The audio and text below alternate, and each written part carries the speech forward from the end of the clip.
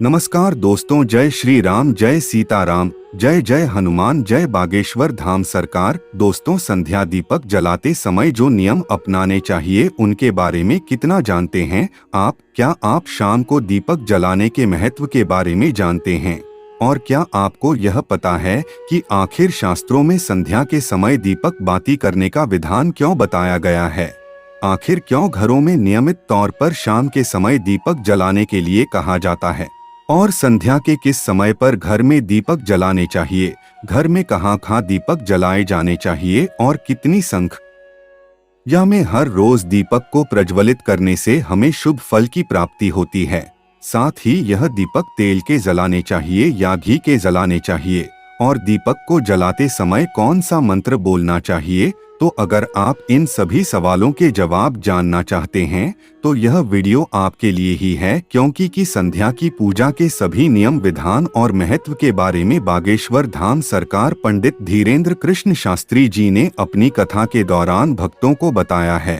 तो आज के वीडियो में अंत तक हमारे साथ जरूर बने रहिएगा। दोस्तों, स्वागत है आपका हमारे चैनल मंत्र ज्ञान पर। आगे बढ़ने से पहले वीडियो को लाइक जरूर कर दें और चैनल को सब्सक्राइब करना ना भूलें, जिससे कि बागेश्वर बालाजी की कृपा आप पर सदैव बनी रहे। चलिए वीडियो में आगे बढ़ते हैं। दोस्तों, सभी के मन में अक्सर यह सवाल होता है कि जब हम सुबह देवी देवताओं की पूजा आराधना कर लेते हैं तो हिंदू धर्म में संध्या के समय पूजा करने के लिए क्यों कहा जाता है? आखिर इसका महत्व क्या होता है? तो गुरु जी कहते हैं कि एक बार जब महादेव माता पार्वती को अमरता का ज्ञान देने के लिए अमरनाथ की गुफा में लेकर आए थे तो बहुत लंबे समय तक स्वर्ग लोक के देवता उनसे भेंट नहीं कर पाए थे। इसीलिए उन्होंने माता पार्वती से देवताओं से मिलने के लिए अनुमति मांगी, और जब वह स्वर्ग से 1 महीने तक वापस नहीं आए तो माँ पार्वती क्रोधित हो गई। और जब महादेव लौटकर आए तो माता पार्वती का क्रोध अपने चरम पर था और इस क्रोध से बहुत सारे राक्षसों का जन्म हुआ।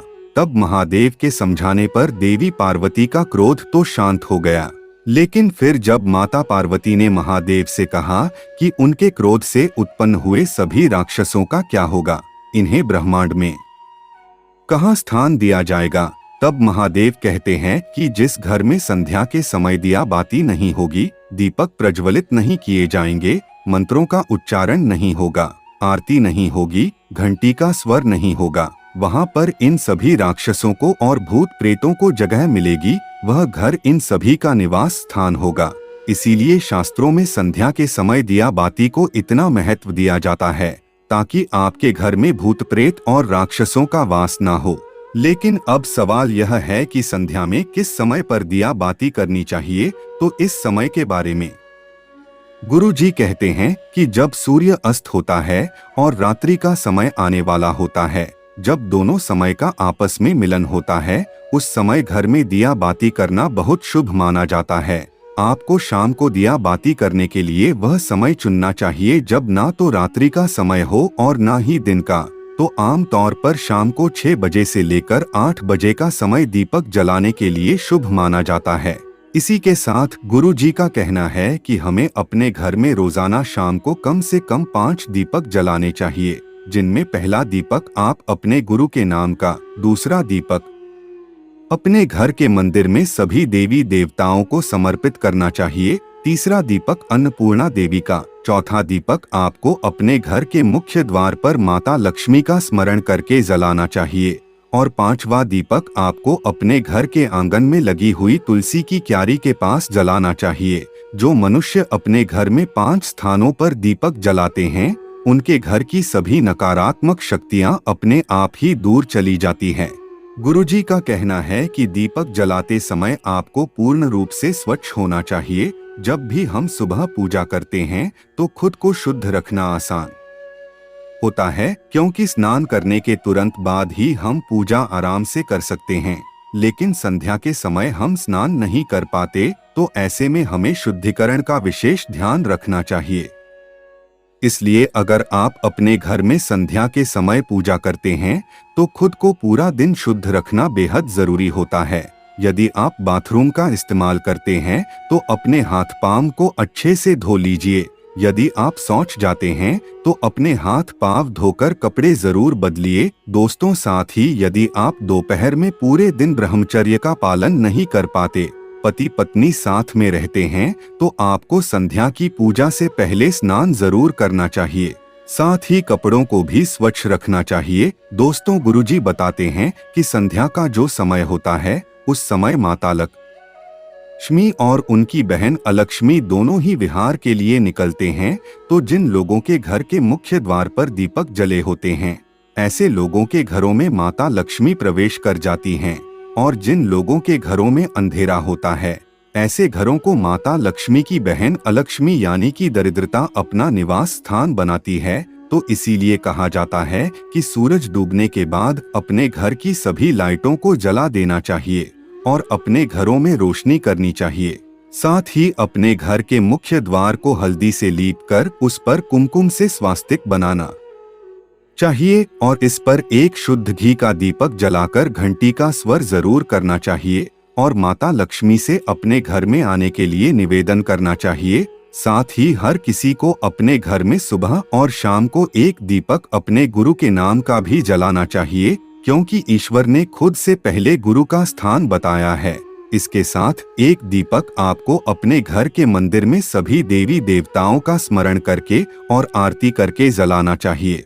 साथ ही एक घी का दीपक आपको अपनी रसोई घर में अन्नपूर्णा माता का नाम लेकर जलाना चाहिए और माता से अपने घर के भंडारे भरे रखने की प्रार्थना जरूर करनी चाहिए। वहीं जो लोग संध्या के समय एक दीपक अपने घर की तुलसी की क्यारी में जलाते हैं, उनके घर में दरिद्रता भूल के भी प्रवेश नहीं करती और ऐसे घर में नकारात्मक शक्तियों का वास तो कभी होता ही नहीं है। साथ ही कुछ लोग यह भी जानना चाहते हैं कि अपने घर में हमें कैसे दीपक जलाना चाहिए। दोस्तों, अपने घर में जलाए जाने वाले दीपक घी के होने चाहिए या फिर सरसों के तेल के। तो इस बारे में गुरुजी कहते हैं कि सरसों के तेल के दीपक विशेष मनोकामना पूर्ति के लिए या फिर विशेष सिद्धि के लिए जलाए जाते हैं और हर किसी देवी देवता के सामने सरसों के तेल का दीपक नहीं जलाया जाता। सरसों के तेल का दीपक काली माता, शनिदेव, पीपल के वृक्ष के नीचे और शमी के वृक्ष के नीचे जलाना ही चाहिए। कभी कभी हम हनुमान जी की सिद्धि करते हैं तो उनके सामने भी सरसों के तेल का दीपक जला देते हैं।